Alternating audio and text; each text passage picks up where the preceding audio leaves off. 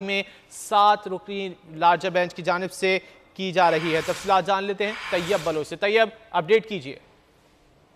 जी, supreme court में फौजी अदालतों में सिविलियन ट्रायल के खिलाफ दायर दरखास्तों पर बाज़ाब्ता तौर पर समाअत शुरू हो चुकी है। Chief justice of Pakistan Umar Ata Bandial की सरबराही में सुप्रीम कोर्ट का 7 रुकनी लार्जर बेंच समाअत कर है। जस्टिस एजाज उल हसन मंसूर अली शाह बेंच में शामिल है। Justice Munib Akhtar, justice Yahya Khan Afridi, justice Mazahir Naqvi और जस्टिस आयशा मलिक भी बेंच में शामिल है। साबिक chief justice Jawad Khawaja, barrister Aitzaz Ahsan, Karamat Ali और चेयरमैन PTI ने दरखास्तें दायर कर रखी हैं, जबकि अब सिविल सोसाइटी के वकील फैसल सिद्दीकी जो है वो रोस्टम पर आ गए और उन्होंने अपने दलाइल का आगाज कर दिया। जब और इस केस की समाअत गुज़िश्ता रोज से हो रही है। गुज़िश्ता रोज जो है वो इत्तेजाज एहसन की जानिब से उनके वकील लतीफ खान खोसा ने जो है वो दलाइल दिए थे, जबकि अब सिविल सोसाइटी की जानिब से दलाइल दिए जा रहे हैं। और सिविल सोसाइटी के वकील फैसल सिद्दीकी अदालत को बता रहे हैं कि अगर सिविलियन का ट्रायल जो है फौजी अदालतों में होता है तो इससे बुनियादी इंसानी हकूक जो है उनके मजरू होंगे। इसके साथ साथ उनका ये भी कहना है कि आइन का आर्टिकल 10A जो है वो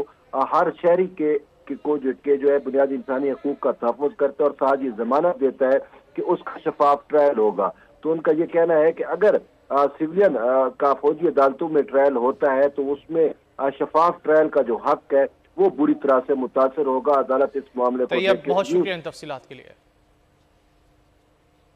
आगे बढ़ेंगे। साबिक वज़ीर दाखिला शेख रशीद की जानिब से ट्वीट किया गया है। उन्होंने कहा है कि IMF